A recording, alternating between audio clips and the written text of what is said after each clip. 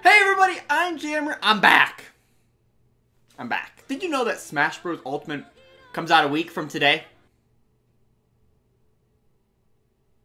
What? Smash is right around the corner, and what a wild ride this has been. So much fun, but I can't believe it's almost here. I cannot believe it's next week. It doesn't even make sense to me. We talked about this before, but my question to you guys is, who do you plan to main? Better yet, how do you choose your main? Because I know there's a lot of you, probably including myself honestly, that aren't really sure who they're gonna pick up and who they're gonna play, and there's just so many. There's over 70 billion characters in the game. Yeah, it's a lot to pick from. It's a little intimidating, but don't worry, I got an easy 7-step guide for you right here with only 3 payments of $49.72. Picking main can kind of be a difficult process, because at the end of the day, it's a time investment. You gotta put the time in to learn this character, to get good with them, and obviously enjoy it along the way. And this doesn't matter if you're a professional or a casual. No matter what, if you're picking up a character, you need to figure out and learn their moves and then get used to their movement. The first question you're gonna ask yourself when choosing a main is, are they strong?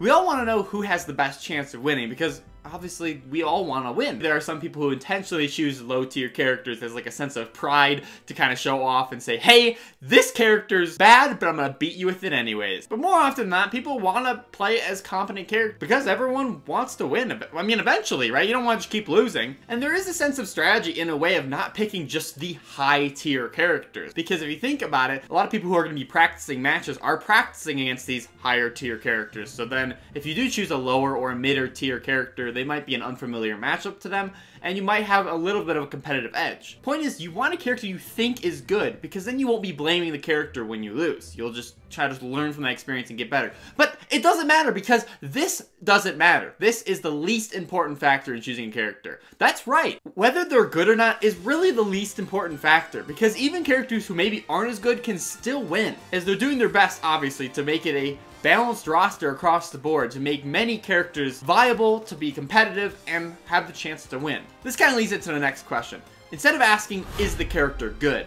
You should be asking, are you good with the character? Do you like their playstyle? Because that's what's really important. Good characters are no good if you can't use them well. Bayonetta might be one of the best characters in the game, but if you aren't good at using her combos or navigating how her jump system works, you're not going to be any good with her anyways. You're just going to be fumbling around. So it's really important if the character matches your style, but how do you know what even your style is sometimes? I know I ask that question all the time. It really just comes down to playing a wide variety of characters, going random, or just selecting tons of people. And the more you experiment, the more you explore the roster, you'll kind of get a good sense of what each character offers. And after a while, you might just find one and it'll click. You'll start just winning a lot in a row, and then maybe you'll start looking up guides and tutorials and really figuring out this character. And then from there, that's how it works. Some people know the playstyle they like, whether it being like the glass cannon, where they can dish out a lot of high damage, but they also can be killed themselves very easily.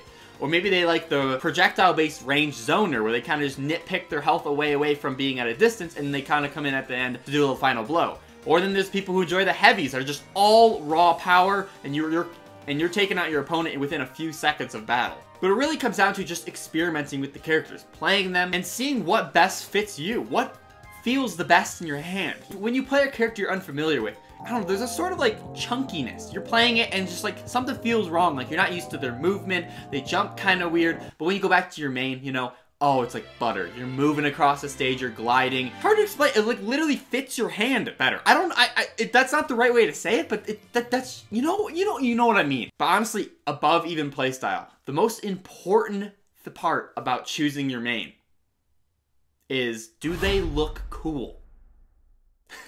No, I'm serious. Character is more important than you may actually realize. You're going to be sinking countless hours into the character you're going to be maining, knowing all their moves, getting used to their movement. You're going to be playing so many countless matches with this character, to the point where you'll almost identify yourself with this character. The point is, if you really like the character, it'll make it so much easier, and it'll motivate you to keep playing him and just loving the character. Personality, appearance, story, even the series them from are big contributing factors to the character you're going to play. Maybe it represents the series that's one of your favorite of all time, or maybe the character itself is your favorite character. You need to like the character you play. You can't just pick someone because you think they're good, or you've been told by tier lists that this is one of the best ones to give you the competitive edge. And especially if their playstyle isn't going to match how you like to play, that's just not going to work out. Honestly, playstyle and character are so related because, you know, the playstyles are designed for each character. They're supposed to suit the character as well.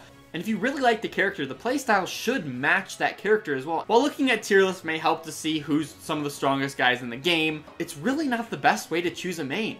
It really comes down to what character do you like and what playstyle best suits you and how you play the game. And if you don't believe me, let the community speak for yourself. I put a post on my channel's community tab to kind of reach out to everyone and get their input on how they choose their mains. I actually do this kind of often, ask for input for future videos, so just keep your eye on the community tab and maybe you'll have a chance to also provide your input for another future video. Going through all the responses, I didn't find a single one talking about, oh, I'm playing this character because he's good. Not a single one. These are some of the ways people chose their characters. How they know the character outside of Smash, or that the playstyle matches their style of play. Some chose their main because it's their favorite character, or it's from their favorite game series. Some chose joke characters because they wanted to do funny upsets to just mess people up. Some people chose it because it was their most wanted character for Smash Bros. Some people chose it because the character's overall design and the backstory behind them.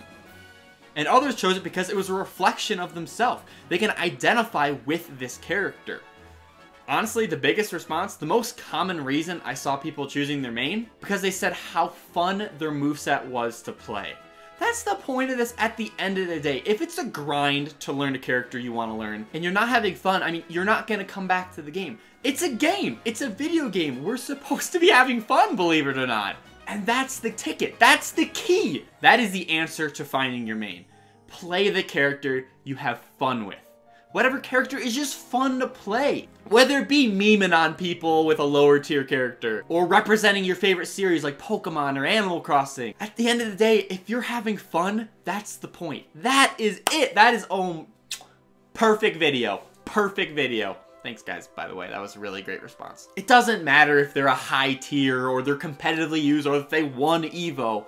At the end of the day, if you're having fun with your character, that is the most important thing. But I'm curious, let me know in the comments, how did you choose your main? And who is your main? Or if you don't even know yet, I hope this video helped you kind of know what to expect when you first play the game, and kind of know what to go into when trying to navigate choosing a main.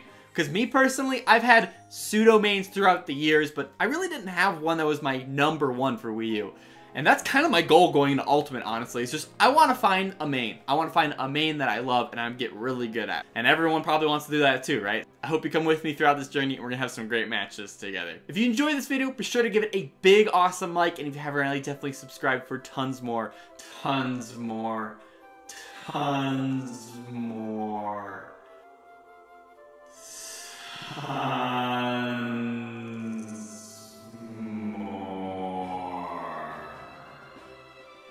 On Super Smash Bros. Ultimate and other Nintendo Switch content. 1 week. 1 week.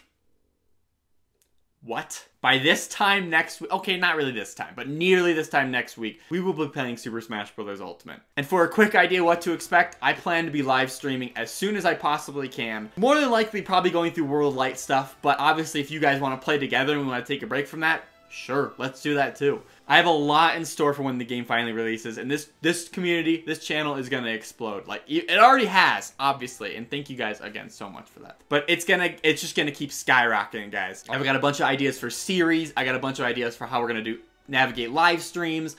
It's gonna be a blast, and I'm so excited and thankful for you all watching and coming along with me in this journey. And so buckle in, it's gonna be a great time, and thank you all again so much for just being a part of this community. Also, thanks to everyone who participated in the community tab and also the posting on Twitter. I hope to include more of your input and your comments into future videos, so obviously stay tuned to the community tab as well as other social media platforms for when I reach out. Even if your comment didn't make it into the video, all the responses kind of helped me craft the script for this video and the ideas and the concepts I wanted to talk about. Even if you weren't directly shown off of the video, your comment still influenced how this video was going to be made. Thanks guys again so much for watching, and I'll catch you in the next one. See ya!